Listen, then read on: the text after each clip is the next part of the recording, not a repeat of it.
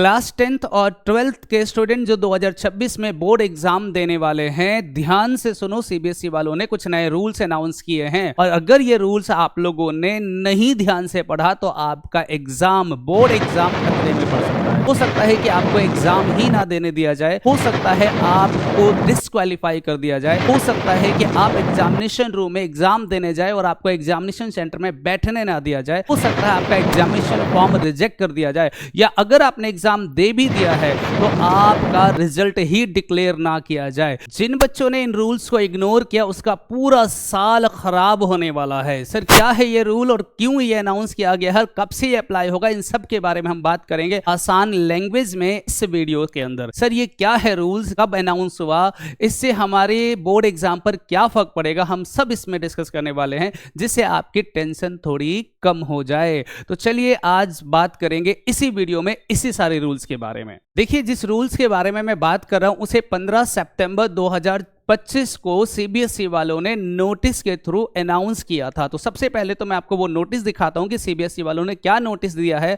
जिस रूल्स को अगर हम फॉलो नहीं करेंगे तो हमारा एग्जाम खराब हो जाएगा या हमें एग्जाम ही नहीं देने दिया जाएगा। तो मेरे साथ चलिए, मैं आपको पूरे वेबसाइट पे सीबीएसई के लेके चलता हूं और मैं दिखाता हूं आपको इन्होंने क्या अनाउंस किया है। ये मैं गूगल पे जा रहा हूं बेटा, सीबीएसई। जैसे मैंने सीबीएसई लिखा इसके वेबसाइट पे जाएंगे, ये हमारा मुख्य मेन वेबसाइट है। हम मेन वेबसाइट पे जाएंगे, ये हमारा सीबीएसई का साइट खुल गया और यहां बहुत सारी अनाउंसमेंट है, उसमें हम अपने अनाउंसमेंट को चेक करेंगे जो हमारा अनाउंसमेंट आया है। ये रहा जी, हमारे पास लिखा है public notice regarding essential requirement for appearing in board exam. जब हम इस पे क्लिक करेंगे तो ये देखो नोटिस, मैं आपको इसकी डेट दिखाता हूं। ये देखो हमें डेट गिवन है, कौन सा, 15 सितंबर 2025 को ये अनाउंसमेंट आया था।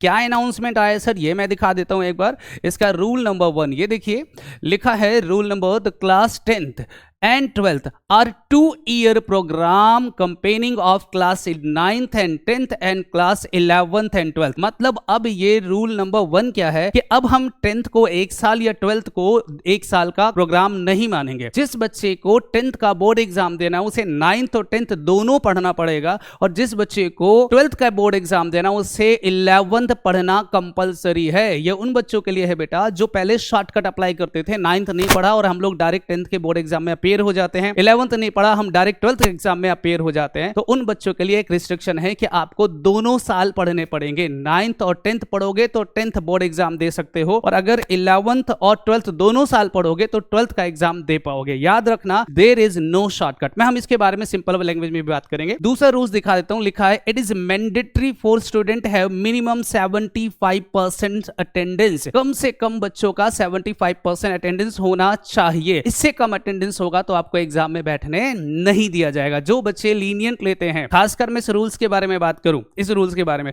तो मैंने आपसे क्या कहा कि बहुत सारे बच्चे ऐसे होते हैं जिनको आफ्टर 12th एंट्रेंस के एग्जाम की तैयारी करना है, तो वो सिर्फ बोर्ड एग्जाम की तैयारी करते हैं, कोचिंग सेंटर में जाके स्कूल्स नहीं जाते हैं, डमी क्लासेस ले लेते हैं, स्कूल में एडमिशन लिया और पूरे साल स्कूल नहीं गए, सीधा ये एग्जाम देने चले जाएंगे। तो उन बच्चों के लिए ये रूल बहुत खतरनाक है। अगर आपने सीबीएसई का अपने स्कूल का अटेंडेंस पूरा नहीं करा 75%, तो आपका एग्जाम रिजेक्ट हो जाएगा। तीसरा रूल सर क्या लिखा है, in all the subject offer by the CBSE internal assessment is a compulsory integral part of the assessment as per the NEP 2020।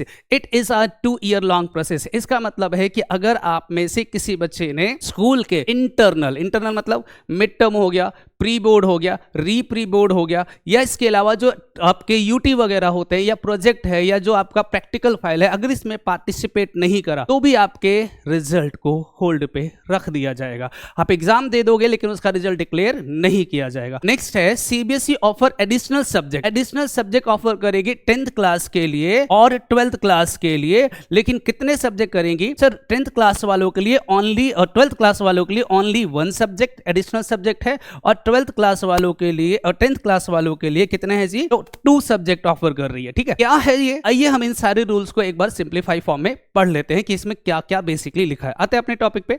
तो देखो सीबीएसई वालों ने जो रूल अनाउंस किया है बेटा, वो रूल्स क्या है? Rule number 1। पहले हम रूल नंबर 1 की बात करते हैं। देखो रूल नंबर 1 ये है कि 9th और 10th को उन्होंने 1 यूनिट मांगना है। 9th और 10th को उन्होंने 1 यूनिट मांगना है। अगर 10th बोर्ड देना है तो आपको 9th और 10th दोनों पढ़ना पड़ेगा। अगर 12th की बात करें तो 11th और 12th को उन्होंने 1 यूनिट माना है। अगर आप इन 12th बोर्ड देना चाहते हो तो 11th को भी पढ़ना पड़ेगा। और मजे की बात बताता हूं, सेम सब्जेक्ट से। ऐसा नहीं है कि आपने 11th क्लास में मैथ्स ले लिया और 12th क्लास में मैथ्स मुश्किल था सर हमने छोड़ दिया। Not possible. आपने 10th क्लास के 9th क्लास के अंदर आपने बेसिक मैथ्स ले लिया और आगे जाके स्टैंडर्ड लेना चाहते हो, या पहले स्टैंडर्ड ले लिया बाद में बेसिक लेना चाहते हो, तो ऐसा नहीं होगा। जो सब्जेक्ट आप 9th में पढ़ोगे वही सब्जेक्ट आपको 10th में पढ़ना पड़ेगा, क्योंकि ये 2 ईयर प्रोग्राम है, 1 साल का प्रोग्राम नहीं है। There is no shortcut for 10th and 12th board exam. इसमें कोई शॉर्टकट नहीं है कि डायरेक्ट 10th का बोर्ड दे देंगे या डायरेक्ट 12th का बोर्ड देंगे। आप 9th और 11th पढ़े बिना आगे के बोर्ड नहीं दे पाओगे। This is rule number 1। Rule number 2 क्या था?